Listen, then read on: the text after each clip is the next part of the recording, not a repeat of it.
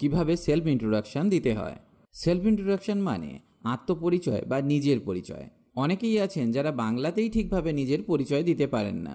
এবার যদি বলা হয় ইংরেজিতে সেলফ ইন্ট্রোডাকশন দিতে, তাহলে তারা আরও ভয় পেয়ে যান। তো আজকে আমি আপনাকে শেখাবো মাত্র 6টি বাক্য দিয়ে কিভাবে সেলফ ইন্ট্রোডাকশন দিতে হয়। আশা করি আজকের পর আপনি যে কোনো জায়গায় সেলফ ইন্ট্রোডাকশন দিতে পারবেন অনায়াসে। আপনি জানেন আমরা শুরু করেছি 15 দিনের basic spoken English course, specially তাদের জন্য যারা একদমই ইংরেজি বলতে পারেন না। আজকে আমাদের ক্লাস নাম্বার 10। এর আগের ক্লাসগুলি যদি মিস করে থাকেন তাহলে অবশ্যই একবার দেখে নেবেন, না হলে আপনার স্পোকেন ইংলিশ কোর্সটি সম্পূর্ণ হবে না।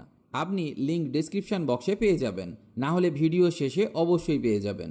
তাহলে চলুন শুরু করা যাক আজকের ক্লাস। আমি আগেই বলেছি মাত্র 6টি বাক্য দিয়ে কিভাবে সেলফ ইন্ট্রোডাকশন দিতে হয় সেটা আমি শেখাবো, কিন্তু তার আগে কিছু জিনিস আছে যা আমাদেরকে শিখতে হবে, যাতে আপনাকে এই 6টি বাক্যের ওপর নির্ভর না করতে হয়। আজকে আমি আপনাকে এমন কিছু টিপস দেব বা এমন কিছু বাক্য শিখিয়ে দেব যা দিয়ে আপনি নিজেই সেলফ ইন্ট্রোডাকশন দিতে শিখে যাবেন। কারোর ওপর আপনাকে নির্ভর করতে হবে না। তাও যদি আপনার সমস্যা হয় তাহলে আমার 6টি বাক্যের মাস্টার ফর্মুলা আপনাকে সেলফ ইন্ট্রোডাকশন দিতে শিখিয়ে দেবে। তাই ভিডিওটি স্কিপ না করে শেষ পর্যন্ত অবশ্যই দেখবেন। আগে আমাদের জানা উচিত সেলফ ইন্ট্রোডাকশন কি।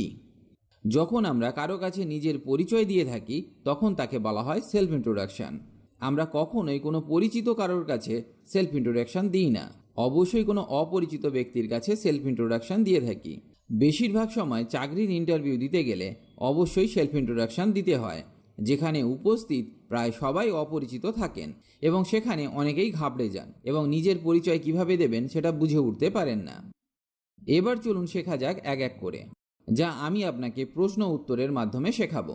সবার প্রথমে যে প্রশ্নটি থাকে সেটি হলো হোয়াটস ইউর নেম, আপনার নাম কি। সবার প্রথমে আপনার নাম বলতে হবে, তো সেটা কিভাবে বলবেন?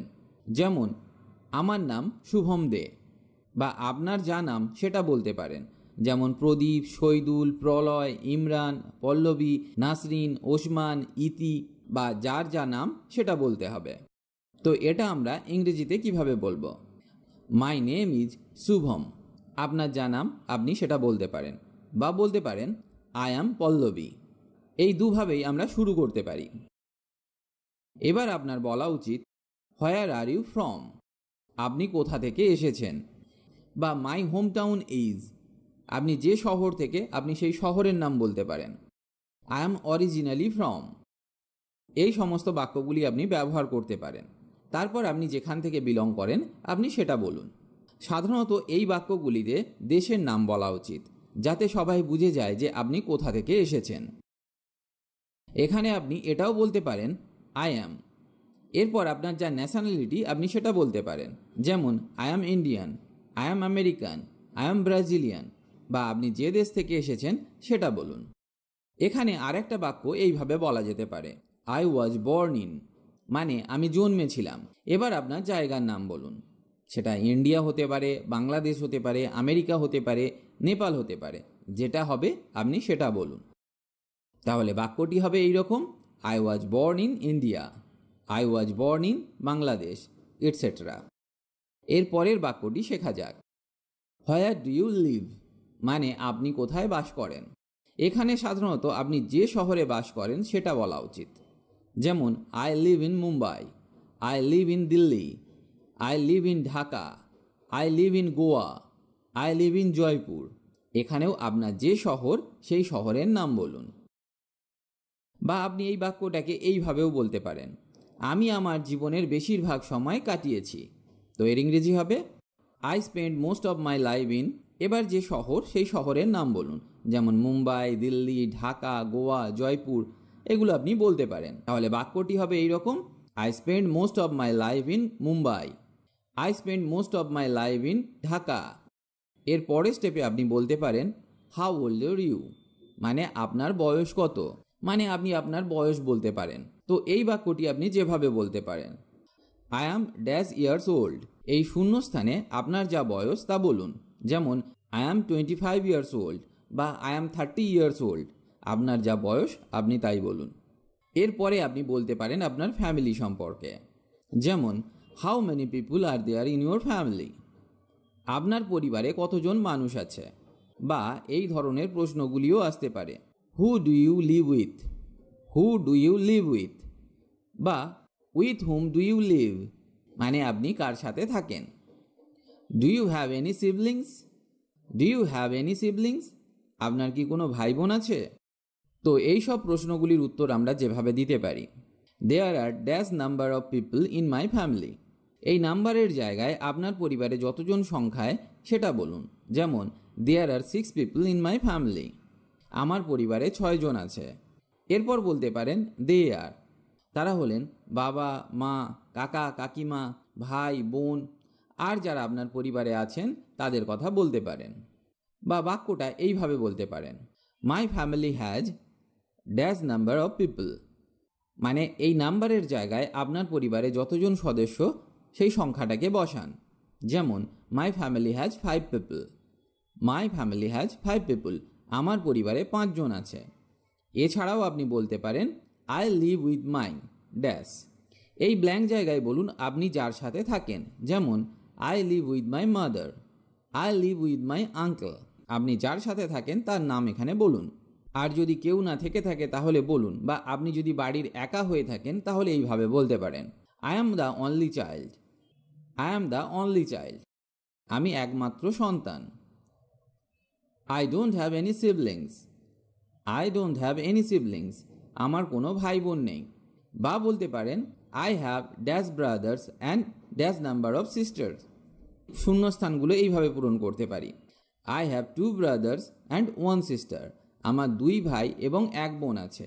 আশা করি এটা বোঝাতে পেরেছি যে কিভাবে ফ্যামিলি পরিচয় দিতে হবে। এবার আপনি আপনার কাজ সম্পর্কে বলতে পারেন, মানে যদি আপনি কোনো কাজ করে থাকেন তো, যেমন what do you do or what's your job, এখানে আপনার প্রফেশন সম্পর্কে বলতে পারেন। For example I am a or an dash, এই শূন্যস্থানে আপনি বলতে পারেন teacher, manager, an engineer, farmer, etcetera. যেমন I am a teacher, I am a manager, I am an engineer, I am a farmer, আপনি যা কাজ করেন সেটা এখানে বলতে পারেন। এরপর বলুন আপনি যা করেন। যেমন I work as a or an, এই শূন্যস্থানে আপনি যা করেন সেটা বলুন। বা আপনি যদি কোনো জায়গায় কাজ করে থাকেন আপনি সেটাও বলতে পারেন। যেমন I work in or at a, এবার যে জায়গায় কাজ করেন সেই জায়গাটা তারপরে বলুন। যেমন সেটা ব্যাংক হতে পারে, ফ্যাক্টরি হতে পারে, সুপার মার্কেট হতে পারে, মিউজিয়াম হতে পারে, হসপিটাল, শপ, এটসেট্রা, আপনি যে জায়গায় কাজ করেন সেটা বলুন। তো সেন্টেন্সটা আপনি এইভাবে তৈরি করতে পারেন, I work in a bank, I work in a factory, I work in a super market, I work in a museum. তো এইভাবে আপনি বাক্যটাকে তৈরি করতে পারেন। আর যদি চাকরি না করে থাকেন তাহলে বলুন I am looking for a job or I am looking for work. যাই হোক, এই সব ক্ষেত্রে আমরা যে সমস্ত জবগুলির কথা বলতে পারি সেগুলি হলো teacher, nurse, secretary, manager, cleaner, policeman, builder, engineer, businessman, fire fighter, postman, doctor, architect, farmer, etcetera. মানে আপনি যে ধরনের কাজ করেন আপনি সেটা এখানে বলতে পারেন। সেলফ ইন্ট্রোডাকশান দেবার সময় আপনাকে আপনার হবি সম্পর্কে অবশ্যই বলতে হবে। যেমন হোয়াটস ইউর হবি, তোমার শখ কী? বা হোয়াট ডু ইউ লাইক, তুমি কি পছন্দ করো? বা প্রশ্নটা এইভাবেও হতে পারে, what do you like to do, আপনি কি করতে পছন্দ করেন? ফর এক্সাম্পল আপনি বাক্যটা এইভাবে তৈরি করতে পারেন, আই লাইক ড্যাশ, এরপর আপনি যেগুলো পছন্দ করেন সেগুলো বলুন। বা বাক্যটা এইরকমও হতে পারে, আই লাভ ড্যাশ, আপনি যেগুলো ভালোবাসেন এরপর সেগুলো বলুন। আই এনজয়, আপনি যা উপভোগ করেন এরপর বলতে পারেন।